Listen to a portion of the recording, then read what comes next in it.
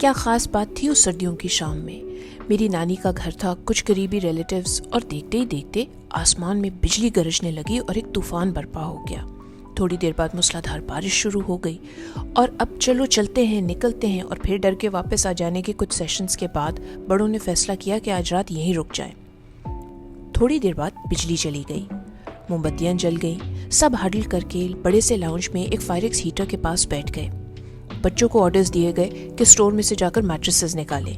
जैसे ही सब सोफों से उतरकर ज़मीन पर साथ में बैठे तो ऐसे लगा जैसे माहौल ही बदल गया। आहिस्ता आहिस्ता ख़वातीन के हैंडबैग्स में से शॉल्स निकलने लगीं, कोई चाय बनाने चला गया, ब्राउन पेपर बैग्स में से ड्राई फ्रूट निकलना शुरू हो गया और गोद में चलगोज़ों के छिलके गिरने शुरू हो गए। किसी ने पकौड़े बनाने शुरू कर दिए। साथ ही बैठी एक छुपी रुस्तम खाला ने ये डिक्लेयर भी किया कि उन्होंने अपनी बेटी की हाँ कर दी है। ये सुनते ही कोई गिले शिकवे नहीं, लेकिन किसी ने साथ वाली मेज़ खींची और उस पर ढोलक बजानी शुरू कर दी। दूर दूर तक तूफान से ज़्यादा शादमानी हो के गानों की आवाज़ हवा में गूंजती रही। कुछ जादू था उसमें। क्या वजह थी? बाहर तूफान था, लेकिन सच है अपनों में हडल करके मज़े से बैठने से अजीब मेमोरेबल बेखबर लम्हात पैदा हो जाते हैं। ये वार्म एक्सपीरियंस दुनिया में कहीं भी इंजॉय किया जा सकता है, बल्कि सदियों से होता ही चला आ रहा है। But the Danes have actually given it a name. They call it Hygge. The word is pronounced very differently to the way that it's written. It's really not a word, but a concept, a feeling, जिसको वो कहते हैं कि इसकी कोई direct translation नहीं है. But it actually comes from the word Hygge, which is a Nordic word which means comfort. और ये related है to the English word hug. Scandinavia Standard में लिखा है, Hygge is about coziness and surrounding yourself with things that make life good, like friendship, laughter and security, as well as more concrete things like warmth, light, seasonal food and drink. एक और लफ्ज़ है Hygge snack, जिसका मतलब है charming small talk. No wonder Danish doctors actually suggest tea and Hygge for common colds. You can experience Hygge by yourself in the coziness of your own home. लेकिन Hygge का जो essential spirit है वो communal ही है, बहुत बड़े groups नहीं, लेकिन intimate groups. Helen Russell, a British journalist, writes in her book, The Year of Living Danishly, quote, taking pleasure in the presence of gentle, soothing things like coffee and warm, silky socks. अब आज हम इस लफ्ज़ की बात क्यों कर रहे हैं? Actually, recent years में this word has become very popular और इसके बारे में बहुत बात हुई है, क्योंकि on the World Happiness Polls, Denmark has been doing really well. In fact, most Scandinavian countries rate pretty high. लेकिन 2017 में word Hygge actually was officially made a word in the Oxford Dictionary. हम मुख्तलिफ culture से different चीज़ें सीख सकते हैं, लेकिन आई फील यहाँ पर ये ज़रूरी नहीं कि we are learning something new, but definitely the fact that it's been given a term is a great reminder for people like us कि वो basic simple joys of being together and being cozy is so important.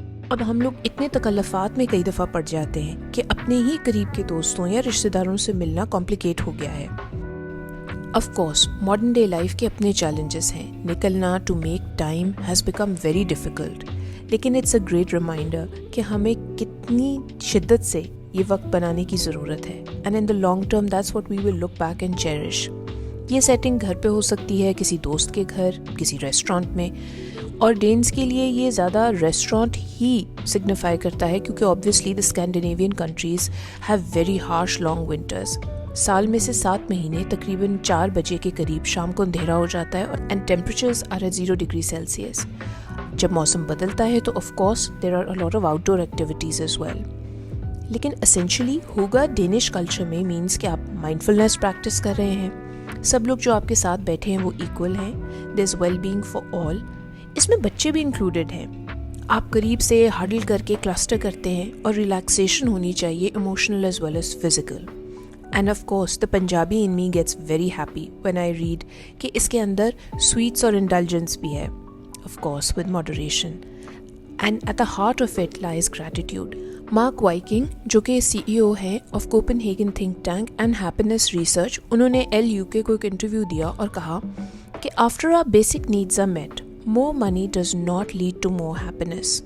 Quote, instead, Danes are good at focusing on what brings them a better quality of life. Unquote. यानी कि वो wealth और well being को differentiate कर सकते हैं।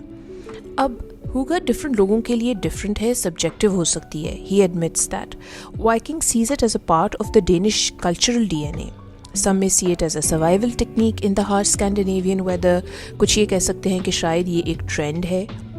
और Michael Booth basically critical हैं of this concept of hygge, और वो लिखते हैं in the Guardian that hygge is not unique to the Danes. Germans के पास भी इसके लिए लफ्ज़ है और इंग्लिश में भी हम कन्विवियल कहते हैं, और ये प्रीटी मच इस कॉन्सेप्ट को कवर करता है। इसके साथ वो ये भी लिखते हैं कि despite hygge, Danes are one of the highest consumers of anti depressants. They're high on confection and sugars. Huga is almost like a luxury. ये वो privilege है जो वही लोग enjoy कर सकते हैं जिनका एक बहुत अच्छा work life balance है। ये कई दफ़ा boring भी हो सकता है, यहाँ पे आप कोई serious बात नहीं कर सकते। It can be potentially insular for the outsiders. और इसके अंदर एक vulnerability भी है, क्योंकि हुगा बड़ी जल्दी end कर सकता है अगर कोई भी कुछ गलत कह दे।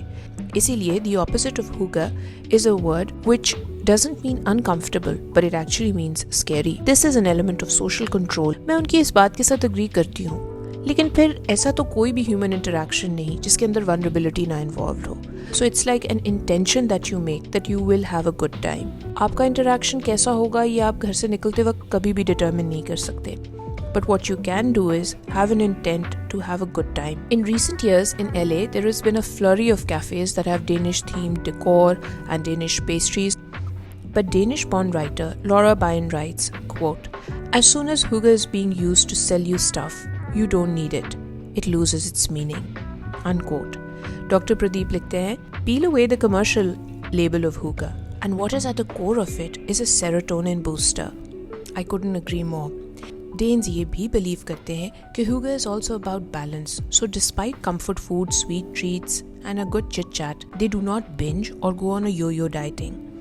और यहाँ एक लफ्ज़ आता है huga crow, जो refer करता है to a cozy armchair that you like to sit on in your house. So Danes कहते हैं कि ये ज़रूरी नहीं है कि हुगा जो है वो एक privileged middle class चीज़ है, बल्कि आप अपनी simple setting में भी इसको enjoy कर सकते हैं. It can also be on a budget. They do insist that huga is unique to the Danes. 85% of Danes say that they associate huga with candles. So definitely environment is very important. But huga is about atmosphere and experience rather than about things. Viking says that the Danes may not have invented huga. They are the ones who've put it on the world map to an international audience as a comfort theory. अब इसके benefits हमारे लिए क्या हो सकते हैं? With simple joys, you declutter your life. At the same time, you don't take anyone for granted. एक mindfulness है that the simplest joys improve our quality of life.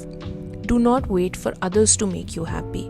आप खुद वो effort कर रहे हैं और निकल रहे हैं. You feel more connected. आप उन्हीं लोगों से मिल रहे हैं जिनके साथ आप enjoy करते हैं. According to Thrive Center, being cozy also increases self-worth and optimism. ये mental health provider ये भी कहता है, it also reduces stress. और जब आप एक warm, fuzzy सी environment में बैठे होते हैं, तो it really boosts your mood and leads to better sleep also. It also makes you live more in the present moment. जैसे कि Viking लिखते हैं, एक आर्ट ऑफ क्रिएटिंग इंटिमेसी है, कोजीनेस ऑफ द सोल या एब्सेंस ऑफ अनोयंस। एक Norwegian chef लिखते हैं कि the concept of hygge can be linked to special foods. Hygge is subjective, but at the heart of it is connection with yourself, with others, without formality. A comfort of the simple joys over hot cinnamon lattes with laughter and relaxation. I know we all love to dress up and look good and go out, but अगर हम लोग ये चीज़ भी practice करें, कभी कभी ऐसे भी मिलें जहाँ कोई किसी को उसके कपड़ों पर, उसके खानों पर, किसी चीज़ पर जज ना करे, तो how wonderful would that be. Also जब मौसम बदलता है तो आउटडोर मीटिंग्स भी हुगा में की जाती हैं. कई लोग इसको देखते हैं कि it's also a cure for SAD, which is the seasonal affective disorder. एक हार्श क्रिटिसिज्म ये भी आती है कि डेनिश जो हैं उनके पास बेसिक्स प्रोवाइडेड हैं. दुनिया में बहुत से ऐसे ममालिक हैं जहाँ ये कंफर्ट नहीं है. There's free university education, social security, universal health care, paid family leave और एटलीस्ट साल में 1 महीने की छुट्टी तो होती है. तो जब उनकी बेसिक्स कवर्ड हैं तो उनके पास डेफिनेटली ये लग्जरी है कि वो हुगा को ज़्यादा इनकॉर्पोरेट करें और उसको प्रैक्टिस करें. यहाँ मुझे सोचकर थोड़ी सी तकलीफ़ हुई. हाँ, ये सच है. A lot of people want to practice mindfulness, but they may feel very, very overwhelmed to do so. Hygge for me is creating a cozy space, चाहे वो मेरे घर में हो या किसी रेस्टोरेंट में. It's also about surrounding yourself with people who bring out warmth and laughter. It is subjective, but बहुत सी चीज़ें बहुत common हैं. Coffee with a friend, Hygge. Worrying about what to wear, not Hygge. Your favorite comfy pants, very Hygge. Game night, very much Hygge. आज ये video आप किसी ऐसे शख्स के साथ शेयर करें जिसके साथ आप बिला तकल्लुफ़ खुशी से वक्त गुजारते हैं. Thank you for listening. Give it a thumbs up if you enjoyed and take care of yourself till the next time.